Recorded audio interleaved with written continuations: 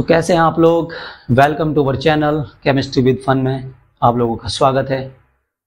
तो हमने अपने पिछले लेक्चर में सॉल्यूशन पढ़ा था गैस और लिक्विड का। हमारे फर्स्ट यूनिट चल रही है सॉल्यूशन, तो उसके अंदर हमने लिक्विड और गैस का कैसे सॉल्यूशन बनता है वो हमने अपने पिछले लेक्चर में क्लियर कर लिया था। आज जो हमारा टॉपिक रहेगा वो रहेगा सॉल्यूशन ऑफ लिक्विड और लिक्विड कंपोनेंट का, यानी कि लिक्विड सॉल्यूट और लिक्विड ही सॉल्वेंट। हमें पता है सॉल्वेंट जो है डिटरमाइन करता है फिजिकल स्टेट ऑफ सॉल्यूशन को। तो हमारा जो फिजिकल स्टेट होगी सॉल्यूशन की, लिक्विड की उसकी फिजिकल स्टेट होगी, क्योंकि उसमें सॉल्वेंट भी लिक्विड है। तो बेसिकली लिक्विड जो सॉल्यूशन होता है वो डिपेंड करता है नेचर ऑफ लिक्विड, कि लिक्विड की नेचर कैसी है, में आपस में घुलते हैं, वोलेटाइल है, नॉन वोलेटाइल है, और टेम्परेचर पर भी डिपेंड करेगा। तो इसमें इंपॉर्टेंट जो टॉपिक है वो आपका है vapour pressure of liquid component. तो सबसे पहले हम वेपर प्रेशर पढ़ते हैं। जब हम क्लोज्ड वेसल के अंदर लिक्विड कंपोनेंट लेते हैं दोनों, उसके बाद जैसे हम इसको हीट करेंगे सॉल्यूशन बनाने के लिए, तो ये क्या होगा, वेपराइज होगा। और जैसे ही यहाँ पर क्या हो जाएगी, पूरे में वेपर फिल होनी स्टार्ट हो जाएगी। तो इस वेपर से जो प्रेशर लगता है लिक्विड के सरफेस पर, उसे ही हम वेपर प्रेशर बोलते हैं, वेपर प्रेशर ऑफ कंपोनेंट। यही होता है आपका वेपर प्रेशर ऑफ कंपोनेंट। अब जब इन दोनों कंडीशन का रेट इक्वल हो जाता है, यानी कि rate of evaporation is equal to rate of condensation, यानी कि इवापोरेशन और कंडेंसेशन जब दोनों का रेट होता है तो इस कंडीशन को हम इक्विलिब्रियम कंडीशन बोलते हैं। और इस कंडीशन को समझने के लिए इन्होंने वेपर प्रेशर को रिलेट किया किससे, मोल फ्रैक्शन से। ये हमने हेनरी लॉ भी पढ़ा था पीछे। तो इस रिलेशन को समझने के लिए इन्होंने लॉ दिया, राउट्स लॉ। एक साइंटिस्ट थे राउट्स, उन्होंने एक अपना लॉ दिया, राउट्स लॉ 1886 में उन्होंने अपना एक लॉ दिया। तो अब हम ये राउट्स लॉ पढ़ते हैं। Now we discussing about the Raoult's law. तो राउट्स लॉ होता क्या है, for the solution of volatile liquid the partial vapor pressure of each component of the solution is directly proportional to the mole fraction present in the solution। यानी कि solution कोई भी volatile liquid जिनका vapour pressure बहुत ही high होता है, जो easily vaporisation हो जाते हैं, वो उनका वेपर प्रेशर बहुत हाई होता है, उन्हें हम वोलेटाइल लिक्विड बोलते हैं। तो जो उनका पार्शियल प्रेशर होता है उसके अंदर, सॉल्यूशन के अंदर जो भी कंपोनेंट है, partial pressure of each component, प्रत्येक कंपोनेंट का पार्शियल प्रेशर डायरेक्टली प्रोपोर्शनल होता है किसके, मोल फ्रैक्शन के, जो कि सॉल्यूशन के अंदर प्रेजेंट है कंपोनेंट उनके। तो बेसिकली ये रिलेशन इस टाइप से है जैसे हमने हेनरी लॉ पढ़ा था, सेम ऐसे मोल फ्रैक्शन, यानी कि pressure directly proportional to mole fraction. तो इसका डेरिवेशन है वो अब हम समझते हैं।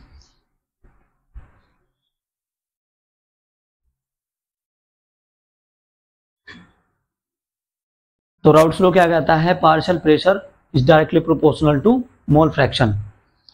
तो अब हमारे पास दो कंपोनेंट है, क्योंकि हम बाइनरी सॉल्यूशन पढ़ रहे हैं तो दो कंपोनेंट का ही सॉल्यूशन होगा। तो partial pressure of one component directly proportional to mole fraction of one component के। तो partial pressure is equal to P01 x1 के। This is the vapour pressure of pure component 1, जो केवल 1 का वेपर प्रेशर है वो। अब सिमिलरली इसके लिए हो जाएगा, P2 के लिए हो जाएगा, P2 is directly proportional to, यानी कि partial pressure of second component mole fraction directly proportional किसके, mole fraction of second component के। तो partial pressure is equal to P02 x2 के लिए। सो अब according to Dalton law of partial pressure के according P total of solution, यानी कि pressure, जो भी वेपर प्रेशर पूरे सॉल्यूशन का है वो क्या होगा, partial pressure of one component और partial pressure of two component के सम के इक्वल होगा। तो ये वैल्यू डिस्ट्रीब्यूट कर देंगे इन दोनों के अंदर, तो क्या आएगा, P1 note x1 plus P2 note x2। यहाँ तक क्लियर है।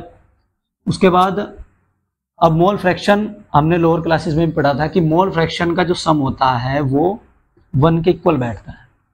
तो यहाँ से हम x1 की वैल्यू निकालेंगे, x1 is equal to 1 minus x2, और ये वैल्यू इसके अंदर पुट कर देंगे। तो वैल्यू आई P टोटल की P naught 1 minus x2 plus P2 note x2। अब इनकी multiply P1 minus P naught 1 x2 plus P note 2 और x2। अब इन दोनों के अंदर से x2 जब कॉमन लेंगे हम तो क्या आएगा, P1 naught as it is plus x2 P2 naught minus P1 naught. ये आपकी फाइनल इक्वेशन जो बनी है राउल्ट्स लॉ की, ये आपकी इक्वेशन आ गई। तो इसका स्क्रीनशॉट ले लीजिएगा। तो नेक्स्ट हम इसका ग्राफ डिस्कस करते हैं, कैसे इसका ग्राफ चलता है। जो हमने अभी इक्वेशन पढ़ी थी राउल्ट्स लॉ की, उसका कुछ कंक्लूजन आए, 3 पॉइंट आए। फर्स्ट पॉइंट क्या कहता है कि total vapour pressure over the solution can be related to the mole fraction, यानी कि जो टोटल वेपर प्रेशर था सॉल्यूशन का वो रिलेट किससे किया गया, मोल फ्रैक्शन ऑफ, पूरे जितने भी मोल फ्रैक्शन से उनसे रिलेट किया गया। तो सेकंड पॉइंट क्या कहता है कि total vapour pressure of over the solution varies linearly with the mole fraction of component 2, यानी कि जो टोटल वेपर प्रेशर पूरे सॉल्यूशन का टोटल वेपर प्रेशर है वो लीनियरली वेरीज करेगा मोल फ्रैक्शन ऑफ कंपोनेंट 2 के। जो हमारे पास कंपोनेंट 2 है उस सॉल्यूशन के अंदर उसके मोल फ्रैक्शन के वेरीज करने पर लीनियरली वेरीज करेगा टोटल वेपर प्रेशर। अब 3 पॉइंट क्या कहता है आपका, depending on the vapour pressure of pure component 1 and 2 total vapour pressure over the solution decreases और increases with the increasing of the mole fraction of component 1, यानी कि depending on the vapour pressure of pure component 1 and 2, जो 1 और 2 component इसके अंदर हैं उनके vapour pressure पर डिपेंडिंग टोटल वेपर प्रेशर घटेगा या बढ़ेगा किसकी, इंक्रीज होने पर मोल फ्रैक्शन ऑफ कंपोनेंट 1 के। तो जो कंपोनेंट 1 है उसके मोल फ्रैक्शन के इंक्रीज होने पर या तो वो घटेगा या बढ़ेगा, वो डिपेंड करता है। तो ये आपके 3 पॉइंट थे राउल्ट्स लॉ के। अब हम ग्राफ से अच्छे से समझ लेंगे इस चीज को। तो अब हम ग्राफ समझते हैं। अब जो हमने टोटल वेपर प्रेशर निकाला था राउल्ट्स लॉ के इक्वेशन से, उसको हम ग्राफ के अकॉर्डिंग समझते हैं। तो ये ग्राफ है आपका, यहाँ पर x की वैल्यू x1 जो कंपोनेंट है, यानी कि मोल फ्रैक्शन ऑफ 1 कंपोनेंट की जो वैल्यू है वो 1 है। तो जो इक्वेशन थी वो क्या थी कि P1 is equal to P naught 1 multiply mole fraction of 1 के। तो इसकी वैल्यू 1 होगी तो यहाँ पे P नोट 1, तो यहाँ पे जो वेपर प्रेशर होगा वो पॉइंट यहाँ पे आया। अब इधर x1 की वैल्यू क्या है, 0, तो ये डिक्रीजिंग होता चला गया और 0 तक पहुंच गया।